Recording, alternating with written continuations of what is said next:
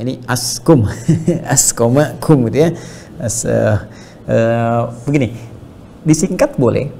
Di dalam bahasa Arab ada singkatan, bahkan di dalam bahasa syariat itu ada singkatan.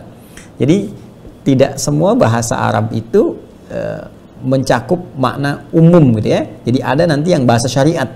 Bahasa syariat itu yang disampaikan dalam bahasa Arab cuma dalam terminologi keislaman. Jadi bukan bahasa pada umumnya. Ya seperti iman, takwa, itu bahasa syariat tuh dalam Islam. Ya, jadi mari kita tingkatkan iman dan takwa. Iman takwa itu bahasanya bahasa syariat, bukan bahasa Arab biasa. Ya, kemudian misalnya bahkan ada amalan-amalan kalimat thayyibah, ya, ada la haula wala quwwata illa billah, ada tasbih, ya, tasbih subhanallah, tahmid alhamdulillah, takbir Allahu akbar. Nah, itu secara gambaran kalimat diksinya bisa disingkat. Misalnya alhamdulillahirabbil ya, disingkat istilahnya menjadi tahmid alhamdulillah, kan?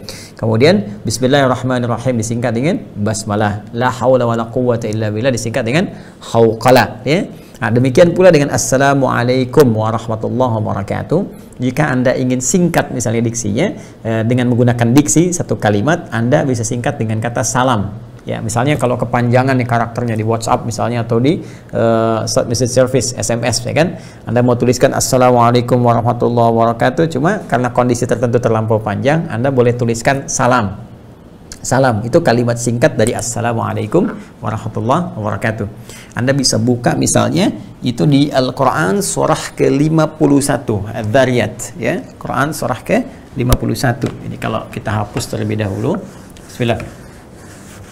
Quran surah ke-51 Adz-Dzariyat di ayat yang ke-24. Ya, boleh nanti diluruskan kalau keliru. Ya, Quran surah ke-51. Ya, Adz-Dzariyat. Adz-Dzariyat. Dzariyat. Di ayat ke-24, ya, di paling kanan agak sedikit ke bawah di mushaf standar. Hal ataka hadithu dhaifi Ibrahim al-mukramin idh dakhalu alaihi faqalu salama qala salam qaumun munkarun. Kan? Hal ataka hadithu dhaifi Ibrahim al-mukramin, pernahkah Anda dengar kisah tentang Nabi Ibrahim yang kedatangan tamu-tamu yang sangat dimuliakan itu oleh Nabi Ibrahim alaihissalam? Idh dakhalu alaihi, yaitu tatkala mereka izin masuk ke rumahnya, ingin masuk, faqalu, mereka berkata salama. Ya, ini menarik nih. Ya, jadi tamu-tamu ini yang ternyata nanti malaikat yang Allah tugaskan, ya, Allah tugaskan untuk datang ke tempatnya Nabi Lut untuk memberikan janji Allah karena umatnya Nabi Lut minta diazab. Ya, sebelum sampai ke sana mampir dulu ke kediaman Nabi Ibrahim alaihissalam. Maka mereka kemudian minta izin masuk, faqalu, dan mereka mengucapkan salam, mereka berkata salama. Ya, faqalu kalau kita tuliskan nih standarnya begini, salaman gitu kan, salama. Nah, tapi nanti kalau di mushaf kita pakai alifnya, alif tegak dia, alif tegak seperti ini. Nah, gini ya. Jadi bacanya panjang, ini sama dengan satu alif, ya, salama. Ya, kita berikan begini untuk memudahkan. Kemudian dijawab qala salam. Qala dijawab Nabi Ibrahim alaihissalam salam, gitu ya. Ini rafa, ini nasab. Ya, kalau di mushaf nanti pakai alif tegak, ya, salam. Lihat sini teman-teman sekalian. Ini singkatan nih dari assalamualaikum warahmatullahi wabarakatuh. Jadi singkatannya tuliskan apa? Salam. Cuma saya ingin katakan begini, satu hal yang sangat luar biasa. Malaikat itu ketika menyampaikan qalu salama, ini mansub, ya, rafa, untuk menunjukkan sesuatu yang terjadi pada saat itu. Ya, assalamualaikum, kan? Tapi yang paling menarik, jawaban Nabi Ibrahim alaihissalam itu menggunakan rafa, salamun, ya. Sedangkan rafa itu sifatnya itu progresif terus, ya, untuk menunjukkan isbat sesuatu yang tetap tapi mustamir, berlangsung terus, ya. Jadi saya mau katakan begini, Anda mendoakan, salam itu kan doa supaya selamat, supaya damai, supaya tentram. Mana yang paling utama, mana yang paling istimewa, ya, yang lebih unggul? Apakah memberikan terbatas satu tempat saja, atau memberikan doa ini, memberikan dorongan kebaikan ini bukan hanya pada saat itu tapi berharap seterusnya diberikan seperti itu? Ya, tentu yang kedua kan, nah, dalam bentuk rafa. Nah, ini yang menunjukkan bagaimana mulianya Nabi Ibrahim alaihissalam senantiasa membalas sesuatu lebih baik dari apa yang diberikan. Karena itu dari kaidah ini pun Nabi SAW sebagai cucu keturunan dari Nabi Ibrahim alaihissalam, dari Sayyidina Ismail alaihissalam, ya dari jalur Sayyidina Ismail alaihissalam, maka beliau pun memberikan gambaran kepada kita untuk membalas jawaban salam itu lebih baik daripada orang yang mengucapkannya. Ya, karena itu turun kemudian anjuran di Quran surah keempat, di surah An-Nisa. Ya, An-Nisa.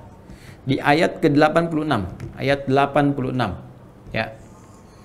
Allah memberikan kemudian gambaran wa idza hayyitum bi tahiyyatin fahayyu bi ahsana minha aw rudduha.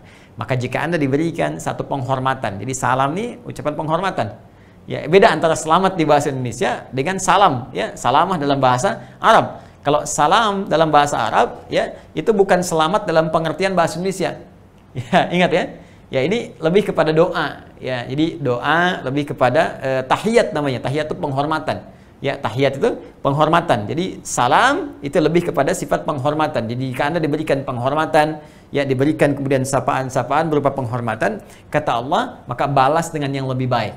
Ya, fahayyu bi ahsana minha, maka balas penghormatan itu dengan yang lebih baik. Jadi kalau diucapkan assalamualaikum, jawab waalaikumsalam warahmatullah. Diucapkan assalamualaikum warahmatullah, jawab waalaikumsalam warahmatullah wabarakatuh. Ya, auradduha, atau kalau tak mampu itu tak hafal, jawab yang semisalnya assalamualaikum, waalaikumsalam. Itu kemudian setara, itu paling minimal standarnya. Tapi sunnahnya lebih baik dibandingkan dengan itu. Jadi hukum menyampaikan salam sunnah, menjawabnya wajib, dan lebih utama menjawab dari yang wajib itu, sunnah utamanya lebih lengkap dari yang menyampaikannya. Maka ini yang dicontohkan langsung Nabi Ibrahim alaihissalam ketika ini menggunakan nasab salama, ini menggunakan rafa sebagai keutamaannya.